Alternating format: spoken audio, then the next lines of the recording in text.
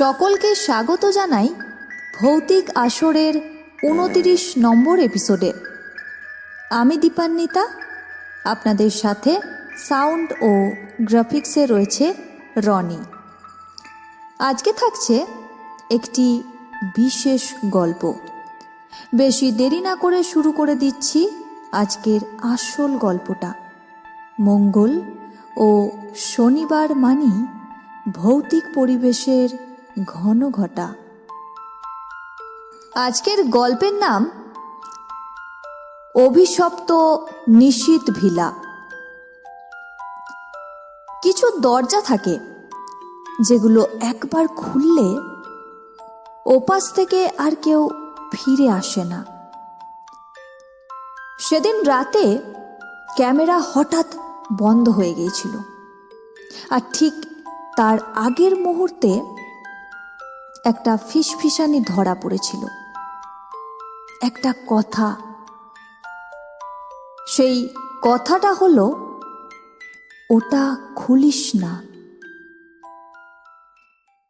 গ্রামটার নাম শালবনপুর। চারিদিকে কুয়াশায় ঢাকা মাঠ, বাঁশঝাড় আর পুরনো তাল গাছ। দিনের বেলা এই গ্রাম খুবই শান্ত, কিন্তু সন্ধ্যার পর এখানে বাতাসও যেন ফিস ফিস করে কথা বলে। গ্রামের একেবারে শেষ প্রান্তে দাঁড়িয়ে আছে একটা ভগ্নপ্রায় বাড়ি। বাড়ির নাম নিশীথ ভিলা। গ্রামের লোক বলে ওটা শুধু একটা বাড়ি না, ওটা একটা অপেক্ষা, যেখানে কেউ একবার ঢুকলে কিছু একটা তার জন্য অপেক্ষা করে। অনেক বছর আগে ওই বাড়ির মালিক ছিল নিরঞ্জন মুখার্জি। ধনী, শিক্ষিত, কিন্তু অদ্ভুত। দিনের বেলা তাকে দেখতে পেত না কেউ, তাকে দেখা যেত রাত্রে। সে একা বাগানে হাঁটত, আবার মাঝে মাঝে কিছু অচেনা লোক আসত, তাদের মুখ কালো কাপড়ে ঢাকা। লোকজন বলতো ওই বাড়িতে তন্ত্র সাধনা হতো। কিন্তু একদিন হঠাৎ খবর এলো, সেই বাড়ির মালিক নিরঞ্জন মুখার্জি মারা গেছে। কিন্তু তার শরীরে কোনো আঘাত ছিল না, শুধু চোখ দুটো বিস্ফারিত, যেন মৃত্যুর আগে সে এমন কিছু দেখেছিল যেটা মানুষের দেখা উচিত নয়। আর ঠিক তারপর থেকেই বাড়িটা হয়ে যায় অভিশপ্ত।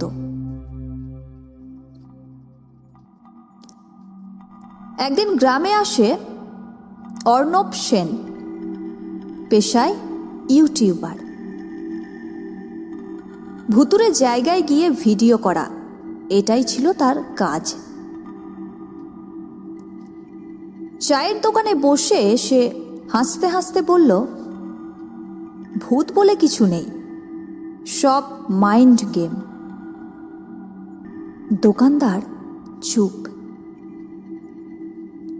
পাশে বসা এক বৃদ্ধ তাকে বলল, তাহলে আজ রাতেই নিশীথ ভিলায় কাটাও। এক মুহূর্তে দোকানদার নিস্তব্ধ। অর্ণব হেসে বলল, ঠিক আছে।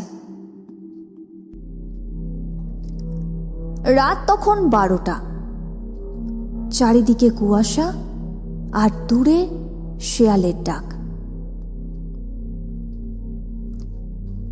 অর্ণব ক্যামেরা অন করল। সে বলল, গাইস, আজ আমি ঢুকতে চলেছি এই গ্রামের সবচেয়ে ভুতুরে জায়গায়।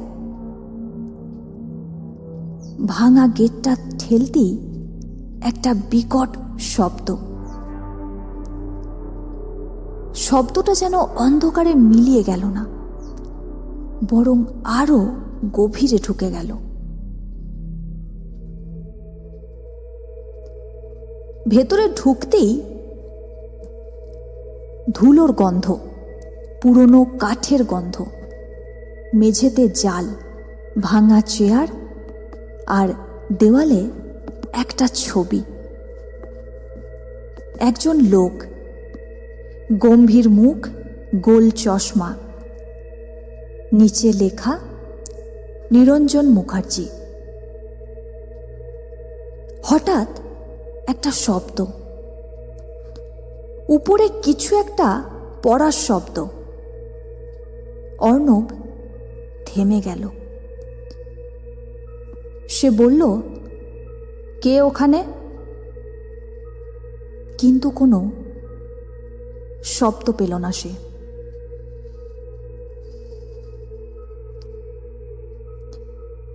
সিঁড়ি দিয়ে উপরে উঠছে অর্ণব। প্রতিটা পায়ে কাঠের শব্দ। হঠাৎ একটা দরজা অল্প খোলা, ভেতর থেকে মন্ত্রের মতো ফিসফিস শব্দ। সেই ঘরের মাঝখানে একটা গোল চিহ্ন, চারিদিকে শুকনো কালচে দাগ, যেন পুরনো রক্ত। মাঝখানে একটা কালো বাক্স। ঠিক তখনই পেছন থেকে ঠান্ডা গলা বলছে, ওটা খুলিস না। অর্ণব ঘুরে দাঁড়ালো, কিন্তু কেউ নেই। ধীরে ধীরে অর্ণব এগিয়ে গেল ওই বাক্সটার দিকে। তার ক্যামেরা নিজে নিজেই বন্ধ হয়ে গেল। ঘরের বাতাস ভারী হয়ে উঠল। দেওয়ালে ছায়া নড়ছে, কিন্তু আলো তো স্থির। তাহলে ছায়া নড়ছে কেন? দরজার পাশে একজন দাঁড়িয়ে, লম্বা ধুতি, কোট, গোল চশমা। অর্ণবের গলা শুকিয়ে গেল। সে ধীরে বলল, আপনি কে? লোকটা বলল, আমি নিরঞ্জন। অর্ণব কেঁপে উঠল। সে আবার বলল, আপনি তো মৃত। অর্ণবের কথা শুনে নিরঞ্জনের ঠোঁটে এক অদ্ভুত হাসি। সে বলল, মৃত্যু শেষ নয়। ঘরের চারপাশে ছায়াগুলো মোচড়াতে লাগলো। দেওয়াল থেকে হাত বেরোচ্ছে। নিরঞ্জন বলল,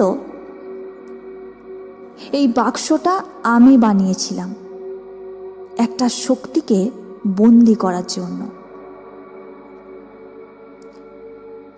অর্ণব ফিসফিস করে বলল, কোন শক্তি?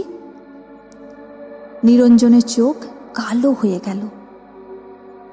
সে বলল, যে এখন তোমার পেছনে দাঁড়িয়ে আছে।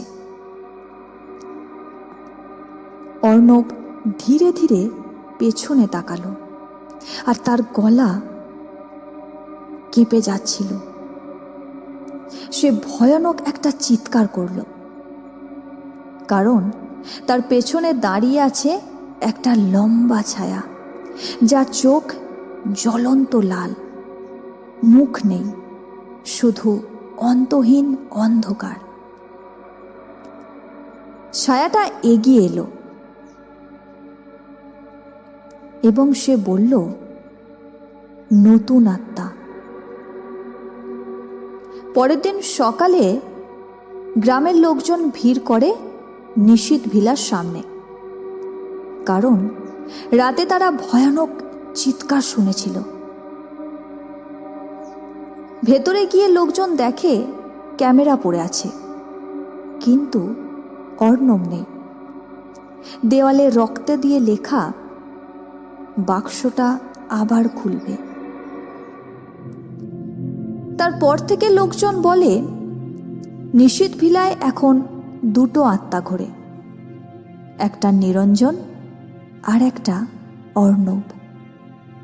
আর মাঝরাতে যদি তুমি ওই বাড়ির পাশ দিয়ে যাও, তাহলে শুনতে পাবে দুটো কণ্ঠ একসাথে কথা বলছে। ওটা খুলিস না। শুনছিলেন ভৌতিক আসরের 29 নম্বর এপিসোড। মঙ্গল ও শনিবার মানেই ভৌতিক পরিবেশের ঘন ঘটা। আপনার যদি এরকম কোনো অভিজ্ঞতা থেকে থাকে তাহলে আমাদের জানাতে পারেন 8250163315 এই হোয়াটসঅ্যাপ নাম্বারে।